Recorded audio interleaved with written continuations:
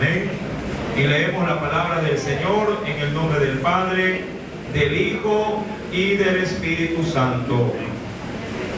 Habiendo reunido a sus 12 discípulos, les dio poder y autoridad sobre todos los demonios y para sanar enfermedades. Y los envió a predicar el reino de Dios y a sanar a los enfermos. Y les dijo: no toméis nada para el camino, ni bordón, ni alforja, ni pan, ni dinero, ni llevéis 2 túnicas. Y en cualquier casa donde entréis, quedad allí, y de allí salid. Y donde quiera que no os recibieren, salid de aquella ciudad, y sacudid el polvo de vuestros pies en testimonio contra ellos. Verso 6. Y saliendo, pasaban por todas las aldeas, anunciando el evangelio y sanando por todas partes. Amén. Hasta ahí la palabra del Señor. Inclinemos nuestro rostro e invoquemos a nuestro Dios. Amantísimo Padre Celestial, en esta noche, nuevamente, Señor amado, tu palabra ha sido manifestada. Permítenos por medio de este evangelio, Señor, conocer no solamente tus pisadas, sino también aprender de ti, que eres manso y humilde de corazón. Ayúdanos, oh Dios, permite que el Espíritu Santo pueda ministrar nuestros corazones. Conforme a nuestras necesidades, háblanos, mi Dios. Tú sabes lo que cada uno de tus hijos, mi Rey, necesita en esta noche. Solo tú conoces el hambre y la sed que cada uno de ellos tiene en su alma. Habla, oh Dios amado, conforme a tus piedades, y trata con cada uno de nosotros. Te lo pido, mi Dios, en el nombre de Jesús, y te doy gracias, mi Señor. Amén y amén. Lucas capítulo número 9, verso número 1, nos dice el Señor: habiendo reunido a sus discípulos, les dio poder y autoridad sobre todos los demonios y para sanar, dice la Escritura, enfermedades. Cuando el Señor caminó en esta tierra y empezó su ministerio, de acuerdo también al estudio que ya hemos tenido con frecuencia, domingo a domingo, hemos podido ver que el Señor, antes de llamar a los discípulos, primeramente se encargó de enseñar, de escoger y enseñar a quienes serían, diríamos en el Señor, los responsables de continuar su labor luego de que Él la culminara en la cruz del Calvario. Pero la Biblia nos dice, mis queridos hermanos, que el Señor en un momento de su ministerio, dicen algunos historiadores, que al año de él haber empezado su ministerio, se encargó de perfilar de esa gran multitud a los que había llamado, para que sean sus discípulos, es decir, sus alumnos. La Escritura nos narra, y acompáñenme por favor al Evangelio de Mateo para ser un poco más específico, a quienes el Señor escogió de entre muchos que le servían o muchos que le seguían. Nos dice el Señor lo siguiente: Mateo capítulo número 10, verso 1 al 4.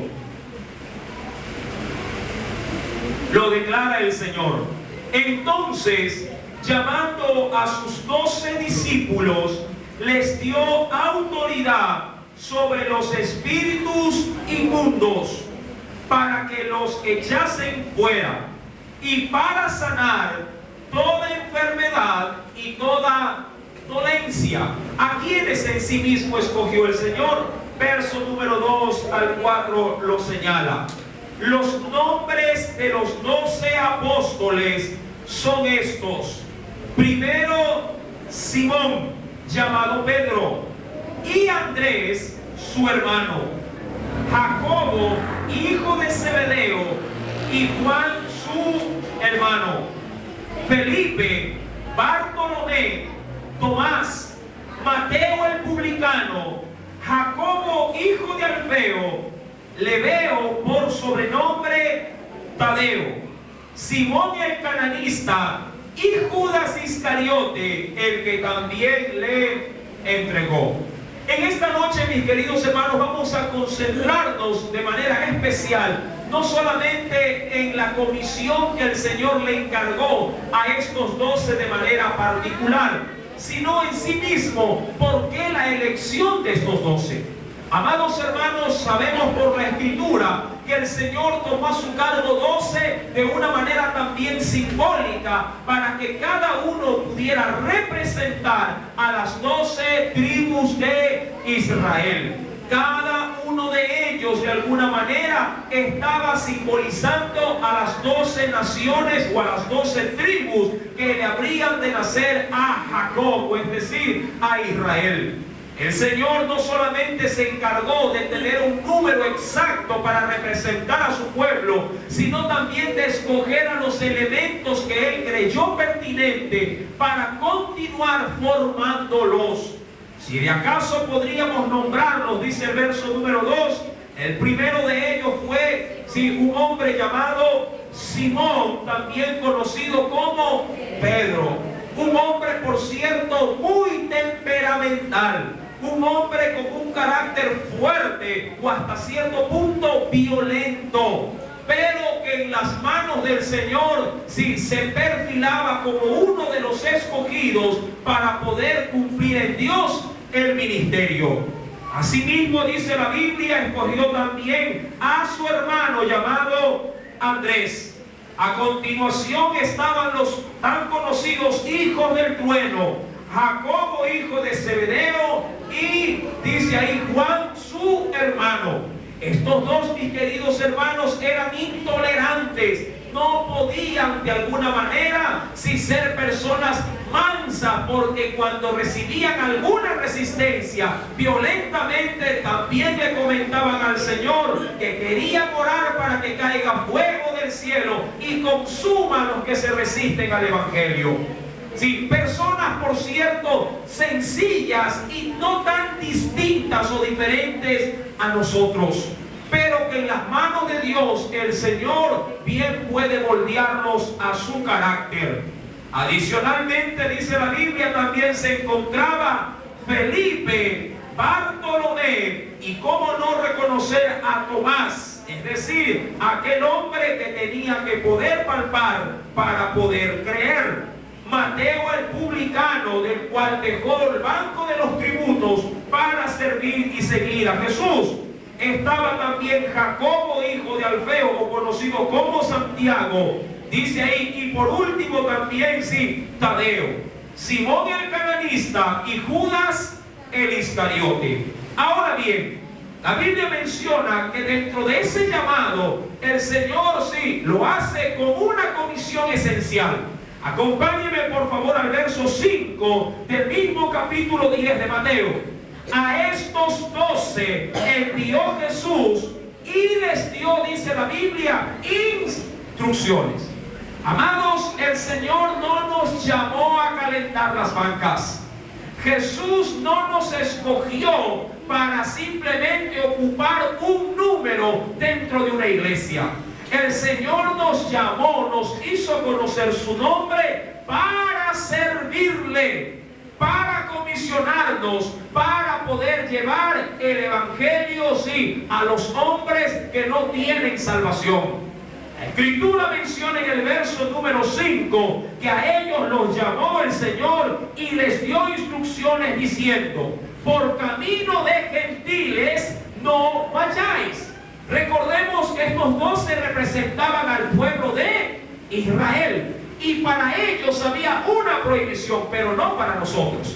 Para ellos había una gran prohibición: no entrar en territorio gentil, es decir, en personas o contactar personas no judías.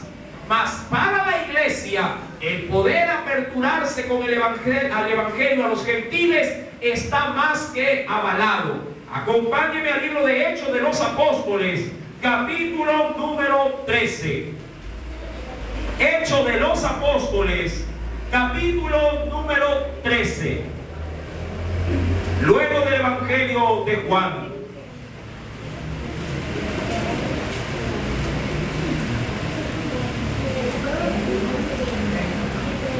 ¿Lo tiene? Versículo nos dice el Señor, número 46. Entonces, en adelante, entonces Pablo y Bernabé, hablando con denuedo, es decir, con gran destreza, dijeron: a vosotros a la verdad era necesario que se os hablase primero la palabra de Dios. Mas puesto que la desecháis y no os juzgáis dignos de la vida eterna, he aquí que decía Pablo y Bernabé: nos volvemos ¿a quiénes? A los gentiles, porque así nos ha mandado el Señor diciendo: te he puesto para luz de los gentiles, a fin de que seas para salvación hasta lo último de la tierra. ¿Cómo recibieron los gentiles esa proclamación? El verso 48 lo declara. Los gentiles, oyendo esto, se regocijaban y glorificaban la palabra del Señor, y creyeron todos los que estaban ordenados para vida eterna.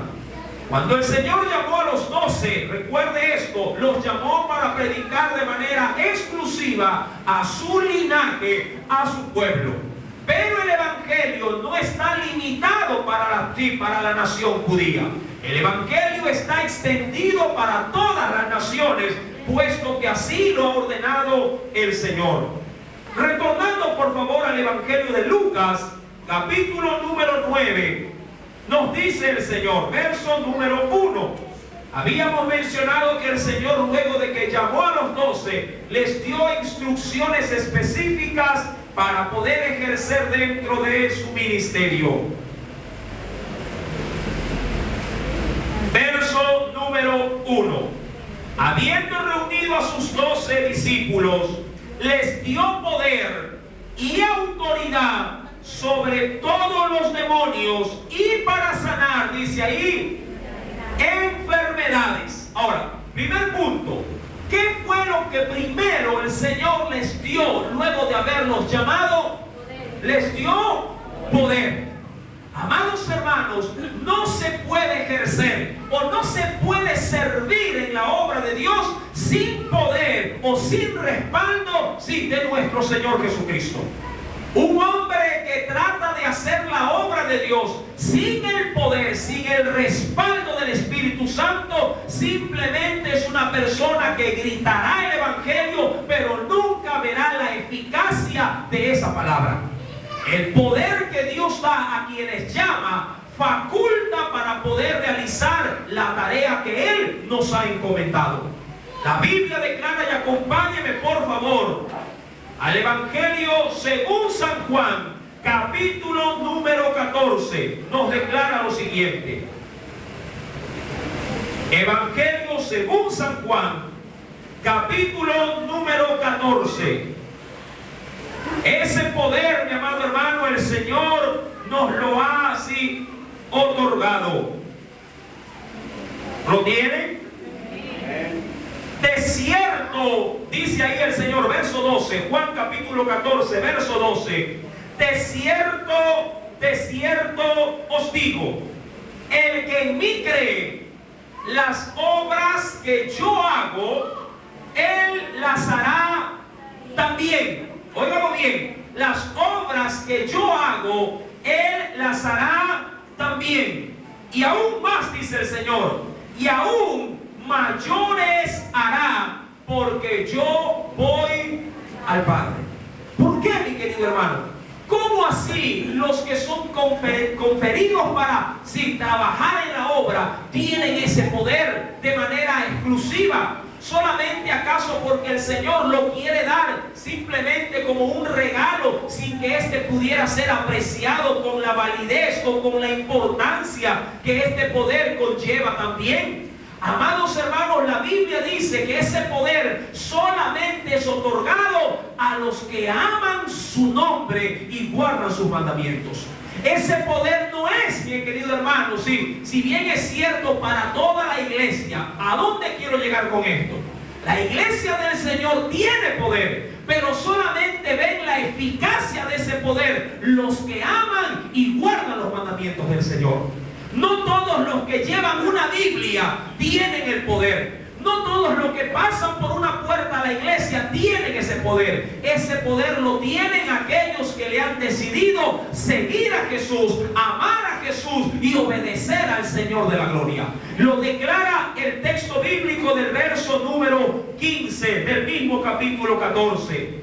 Si me amáis, dice el Señor, guardad mis mandamientos. Mire el orden. Si tú dices que amas al Señor, ¿cómo debes de evidenciar el amor a Cristo? Guardando sus mandamientos.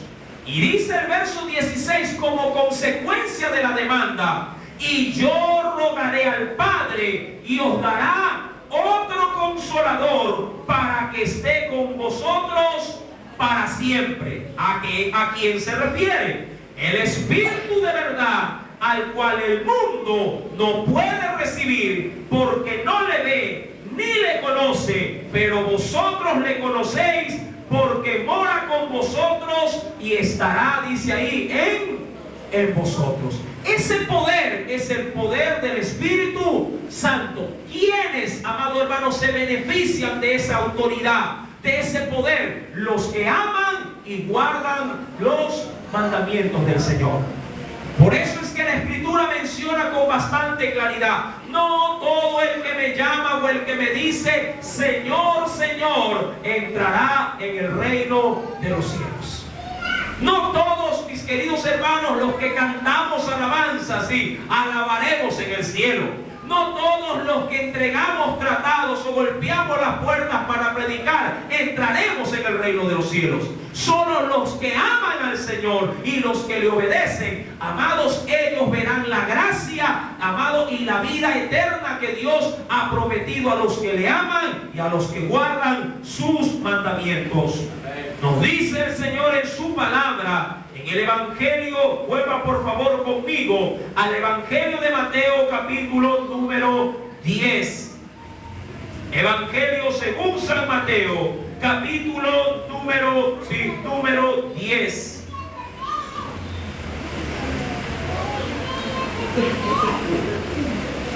Versículo número 6. Si no, dice ahí, id antes, ¿a dónde? A las ovejas perdidas de la casa de Israel. Y yendo, predicad diciendo, el reino de los cielos se ha acercado. Predicar, mi querido hermano, es la labor esencial de la iglesia en la actualidad. Pero es una labor que la iglesia en la actualidad no está realizando. Óigalo bien. Predicar es la labor esencial de la iglesia de acuerdo a los parámetros bíblicos. Pero la predicación en la iglesia actual es una labor que no se está llevando a cabo. La Escritura nos demanda, mi querido hermano y hermana, a predicar el evangelio del reino de los cielos. Un creyente que no proclame el evangelio de Jesús a los inconversos es, mi amado hermano, simplemente un címbalo que retiñe. Es decir, es ruido simplemente, sí, para el mundo. El Señor nos demanda que debemos de predicar, pregonar el evangelio a los inconversos. Acompáñeme por favor y recuerde aún también estas mismas palabras que el Señor nos declara, sí, pero en el Evangelio de Lucas.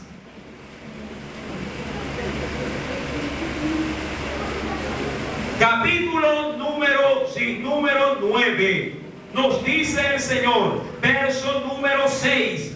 Y saliendo pasaban por todas las aldeas, anunciando el Evangelio y sanando por todas. Ahora, ¿a quiénes el Señor les había conferido ese poder? A los 12. Pero más adelante, Los 12 no pudieron cumplir en su vasto, diríamos así, o en la vasta necesidad, la misión de Jesús. Y Jesús tuvo que elegir, luego de los 12, tuvo que comisionar a otros 70. Mire lo que dice el Señor. En Lucas capítulo número 10, versículo 1, el Señor nos dice: después de estas cosas, designó el Señor también a otros 70, a quienes envió de 2 en 2, dice ahí, delante de él, a toda ciudad y lugar a donde él había de ir. Y les decía: la mies a la verdad es mucha, mas los obreros pocos.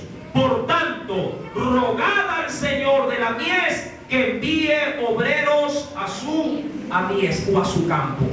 Amados hermanos, la labor de la iglesia cuando el Señor llamó a sus discípulos era esencial y era preeminente. Era la de predicar la palabra y la de poder, junto con esa palabra, demostrarle a los hombres el poder de la eficacia del Evangelio de Dios.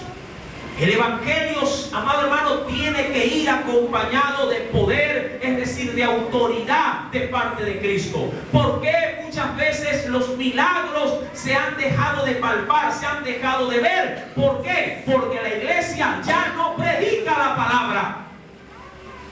Él diría que el pilar fundamental para que el milagro sea visible debe de ir acompañado con la primera y gran comisión de la iglesia: salir a evangelizar. ¿Cómo se habrá de sanar las personas enfermas si no hay quien predique un evangelio de santidad, un evangelio de arrepentimiento y proclamar también una palabra de sanidad?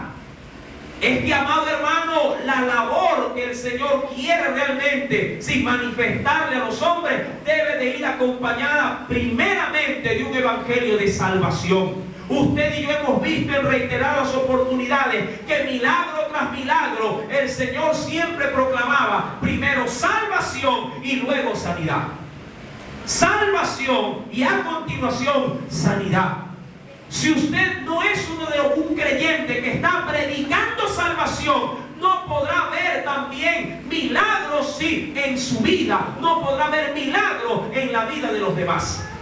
Otorgue su tiempo para la predicación y verá la gloria de Dios, porque el Señor respaldará su palabra, y cuando usted hable de sanidad, el Señor honrará ese evangelio y sanará a los enfermos.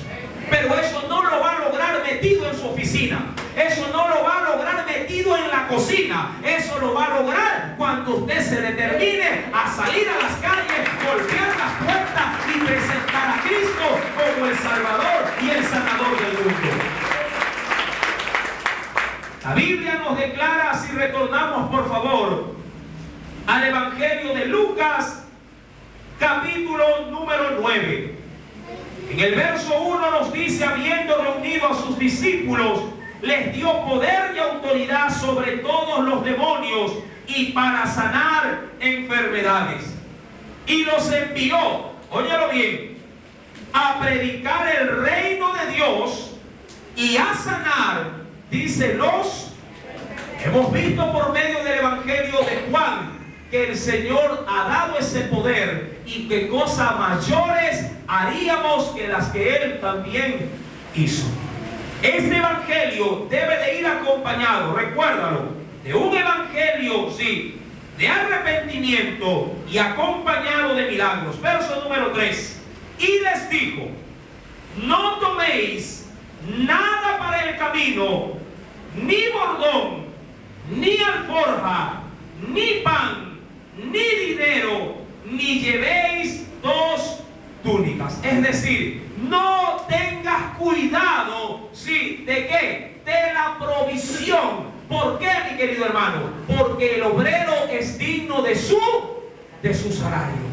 Así como cuando tú dispones tu tiempo para trabajar en lo secular y esperas de lo secular obtener una recompensa monetaria por tu trabajo, todo aquel que se determina a servirle a Dios no necesita estar en la expectativa de que si va o no va a tener para comer, de que si va o no va a tener para vestir. Dios se ha encargado y se encargará de suplir todas nuestras necesidades cuando nos decidimos a buscar primeramente el reino de Dios y su justicia. La Escritura menciona que todas las cosas vendrán por añadidura, es decir, será puesto en demás, pero cuando cumplamos la premisa de poder disponernos para predicar su palabra. El Señor les estaba de alguna manera afianzando a sus discípulos para que aprendan a ser dependientes de su Dios. Por eso es que el Señor les dijo: no tomen nada para el camino. Es decir, no se preocupen de llevar algo de dinero. Yo voy a manifestar la gracia de la sustentación para ustedes. No tomen bordón, no tomen alforja, no pan, no dinero, no lleven algo que les pueda de pronto ocasionar alguna molestia. Túnicas, vestido. La Biblia declara en el verso número, acompáñenme a Mateo. Volvamos por favor a Mateo capítulo número 10.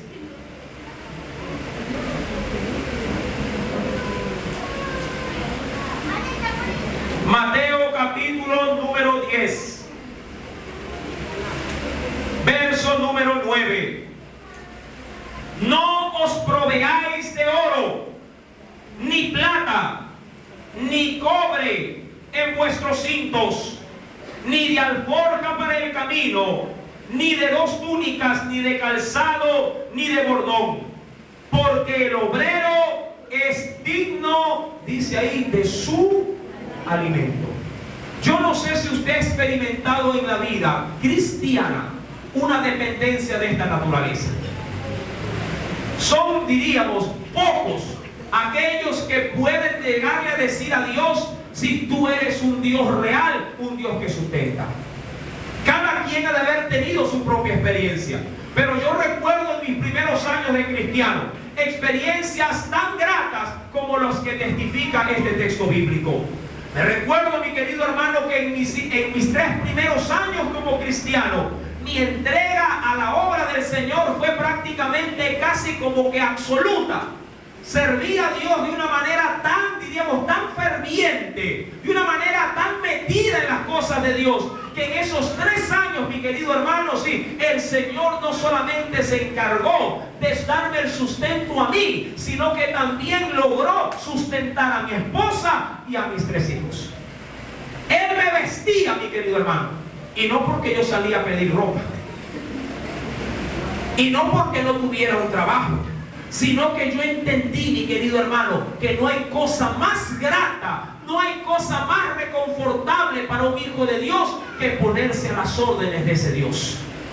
Amados, no hay excusa para el creyente, que pudiera decirle a su Dios: es que estoy trabajando, es que estoy metido en la oficina, es que tengo que ir de viaje. Cuando uno quiere servir a Dios, todo lo demás pasa a un segundo plano. Hay simplemente que establecer prioridades en la vida cristiana. En la vida cristiana, mi querido hermano, hay que ser organizado para poder servir a Dios. Yo me recuerdo, mi querido hermano, que de lunes a viernes trabajaba en el área secular, pero yo veía los horarios y decía: no, van a ser las 5 de la tarde, tengo que ir, a la iglesia, y me iba para la iglesia.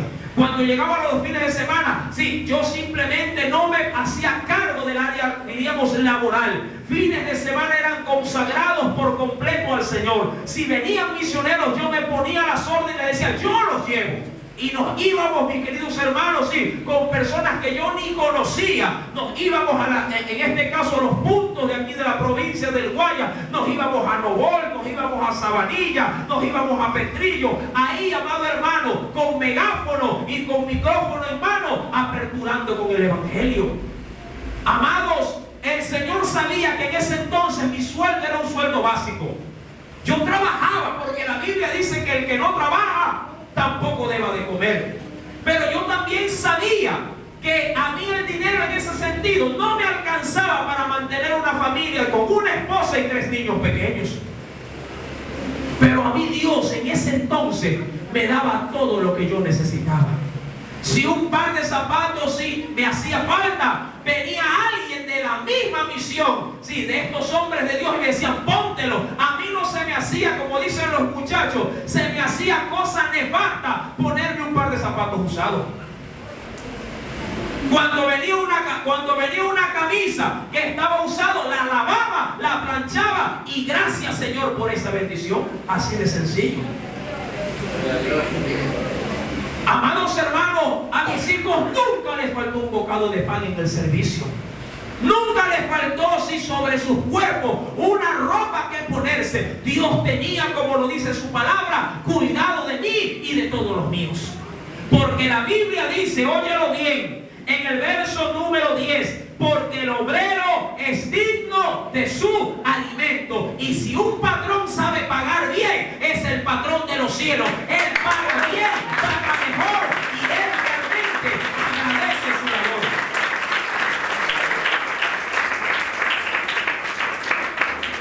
La Escritura nos menciona en el versículo, recordando a Lucas capítulo número 9, verso número 4.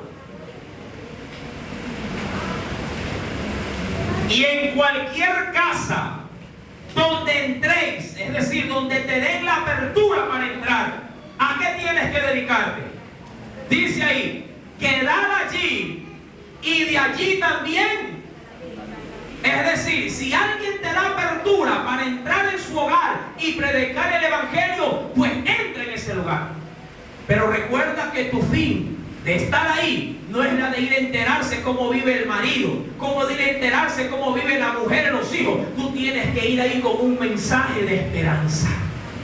Si algún problema sale en medio de esa visita, tu término ahí es, mi amado hermano, el de llevarte la necesidad y de orar por esa necesidad. La Escritura nos menciona en el verso número 4, en cualquier casa donde entréis, quedad allí y de allí también salid. ¿Para qué? Para que no seamos gravosos. Si algo Dios, mi amado hermano, es para con nuestras vidas, es un ser respetable. El Señor no irrumpe a la fuerza la vida de nuestros corazones. El Señor, en su caballerosidad, aún para llamarnos y poder presentarnos la salvación, la Biblia dice que Él está ahí, sí, a la puerta y llama. El diablo no te llama. El diablo de una sola patada te tumba el hogar, se te mete en la sábana y ahí te busca y te hace pecar. Pero, mi querido hermano, entendamos que el cristiano no puede ser gravoso. Un creyente debe de ser ético y responsable a la hora de servir a su Dios. Si son las 12 o la 1, no visites porque están comiendo. Amén. Anda antes o lleve el almuerzo. Porque si puedes ir con las manos llenas, mejor, mi amado hermano, porque más bienaventurado es dar que recibir. Así lo dice la palabra. Amén. La Escritura nos menciona en ese verso maravilloso del número 5 del capítulo 9, y dice, y donde quiera que no os recibieren, salid de aquella ciudad y sacudid el polvo de vuestros pies en testimonio contra ellos.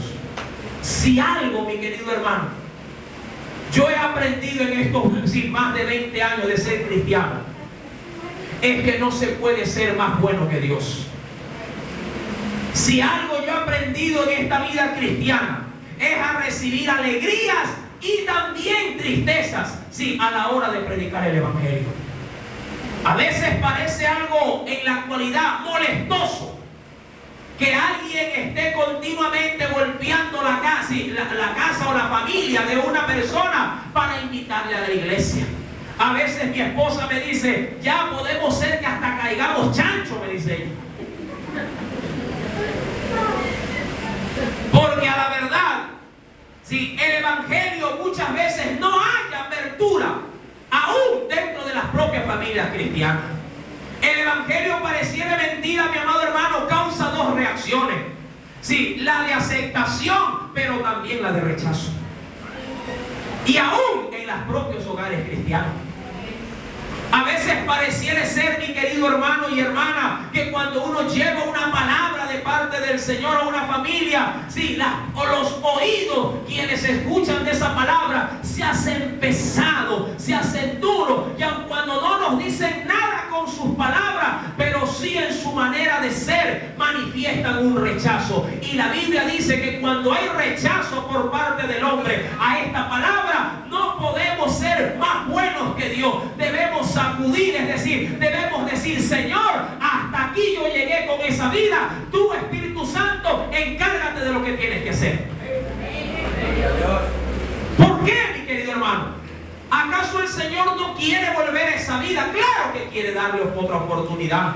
Pero el Señor sabe que obreros hay muy pocos y la mies es mucha. Y donde un cristiano o una persona inconversa está rechazando el Evangelio, hay otro que está orando en su ignorancia, suplicando misericordia, esperando que tú lleves un mensaje de vida. Corre a otro hogar, sigue predicando, no te detengas. Si no te reciben, avanza con el Evangelio.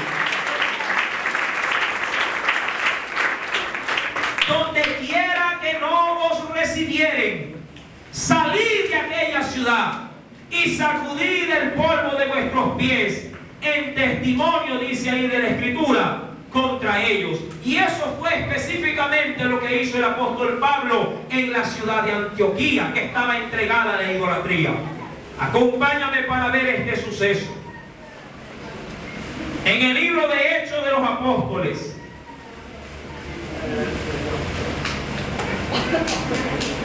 en el mismo capítulo 13, más adelante, versículo número 50 en adelante.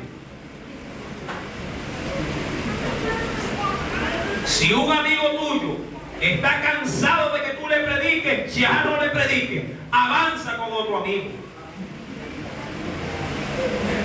Ora por él, claro que sí. Verso 50. Pero los judíos instigaron a mujeres piadosas y distinguidas y a los principales de la ciudad, y levantaron persecución contra Pablo y Bernabé, y los expulsaron, dice ahí, de sus límites. Ellos, ¿qué hicieron? Ellos entonces, sacudiendo contra ellos el polvo de sus pies, ¿qué hicieron? Dice ahí, llegaron ¿a dónde? A Iconio, es decir, que salieron de esa ciudad y se fueron a otro. Mira que el Evangelio no es motivo de contienda. Tú puedes visitar a tu familia, y de hecho tienes que hacerlo, porque si un lugar, un territorio, sí, debe de ser explorado para evangelizar, son los hogares de nuestra propia familia. Primero nuestra casa, claro que sí, nuestros hijos, sí, los esposos, las esposas, pero también nuestros familiares, nuestros sobrinos, nuestros tíos, nuestros parientes cercanos. Pero recuerda, el Evangelio debe de ser otorgado en todo su esplendor, sin añadir y sin quitar. No disfraces el Evangelio o no lo suavices para que caiga bien entre los oídos de las personas. Mucha gente teme ofender el oído del prójimo diciéndole la verdad del Evangelio y lo suavizan. Al pecado le dicen es que está en un error. Ahora, mire, a lo corrompido le dicen lo que pasa es que tiene un problema. No, mi querido hermano, al pecado hay que tildarlo como lo que es. El que está en adulterio es un adúltero, y usted tiene que decir que si no se arrepiente de ese pecado, irá a parar al infierno. Ay, hermano, lo que pasa es que él es mi sobrino y él es muy especial, pero más especial que tu sobrino es especial el Espíritu de Dios que mora en tu cuerpo, que mora en tu espíritu. A él tú te le debes, a él tienes que honrarlo. No suavices el Evangelio. De pronto tu pariente especial lo que está esperando es una palabra que lo confronte, que le remueva el piso para que él pueda reaccionar y pueda convertirse al Señor. Amados hermanos, pero si alguien se resiste al Evangelio, no insistas, sigue adelante. Si tu tío ya no, si se te burla del Evangelio después de haberlo intentado más de 2, 3, 4, 5, 10 veces, si ora por él, pero avanza, no te detengas, avanza. Si tu sobrino ya no te quiere oír, avanza donde otro sobrino. Si tu primo ya no te quiere oír, avanza donde tu cuñado. Pero lo importante es que el evangelio vaya quedando sembrado a lo largo de toda nuestra vida cristiana. Recuerda que tu responsabilidad y la mía es la de sembrar la palabra. El crecimiento de la palabra lo da el Señor. Amén. No hagas una labor que a ti no te compete. A ti y a mí me compete sembrar la palabra, pero al Espíritu de Dios le compete darle el crecimiento de esa palabra. Amén. Versículo, acompáñame nuevamente. Lucas capítulo 9, verso número 6, nos dice el Señor: y saliendo, pasaban por todas las aldeas, anunciando, dice la Biblia, el evangelio, y también sanando por todas partes. Evangelio de Mateo capítulo 10. Avance conmigo.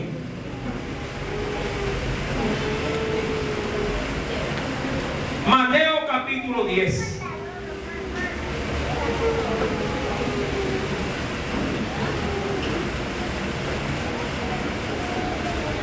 Versículo 14 en adelante.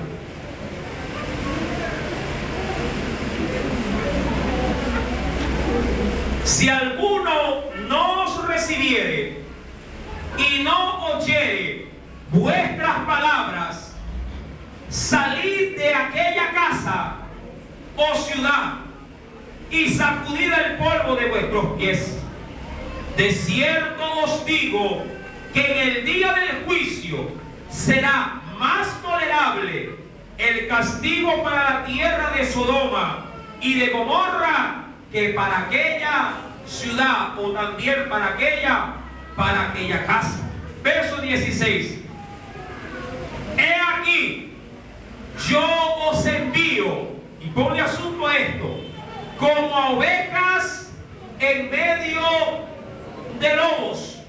Sed pues prudentes como serpientes, pero también dice la Biblia, sencillos como la paloma. Si algo requiere este servicio, este llamado, es mansedumbre y sabiduría, humildad y sabiduría de Dios. Si usted, mi querido hermano y hermana, en Dios sabe que tiene un llamado. El otro día analizábamos aquí en esta iglesia que todo cristiano tiene un ministerio. ¿Cuál era ese? El ministerio de la reconciliación. ¿Y qué ministerio es ese? Que es sino otra cosa más que el servicio de pregonar el evangelio de la salvación a los perdidos. Pero el Señor en esta noche adicionalmente nos dice que nos envía a esa labor como quien envía a una oveja. ¿Hacia dónde? Hacia los lobos. Pregunto, ¿cómo, mi querido hermano, si el Señor nos envía a esos lugares? Pareciera ser que nos envía desprotegidos. Diría cualquiera, ¡ay, qué malo que es el Señor! Sabe Dios que allá son lobos y yo oveja, me envía a la boca del lobo. Es decir, me va a tragar, me va a devorar, me va de alguna manera a destrozar. Pero el Señor, ¿qué te ha dicho como primera premisa para ese servicio? No, yo no te envío simplemente como una oveja. Recuerda que tú vas con el poder que yo ya te he otorgado. Puedes ser aparentemente una oveja para un lobo, pero eres una oveja llena del poder y de la autoridad de Dios. Si quieres verte de alguna manera ilustrado en la Biblia, mírate como un David, un muchacho pequeño frente a un gran gigante. Pero cuando el poder de Dios está en la vida de un creyente, no importa si es lobo, si es león rugiente buscando a quien devorar. Cuando Cristo habita en el corazón de un niño o de un anciano, amado hermano, lo más terrible y lo más grande se desvanece, se tumba en el nombre de Cristo Jesús, nuestro Señor. Amén. Frente a ese poder, nadie, amado hermano, podrá vencer. En el Evangelio de Marcos, para concluir, capítulo número 6.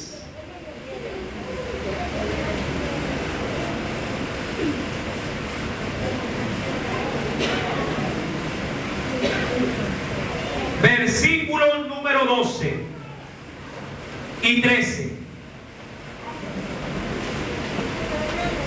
Marcos capítulo 6, verso 12 y 13. Una vez que los discípulos tomaron para ellos esa palabra, dice el Señor, y saliendo predicaban.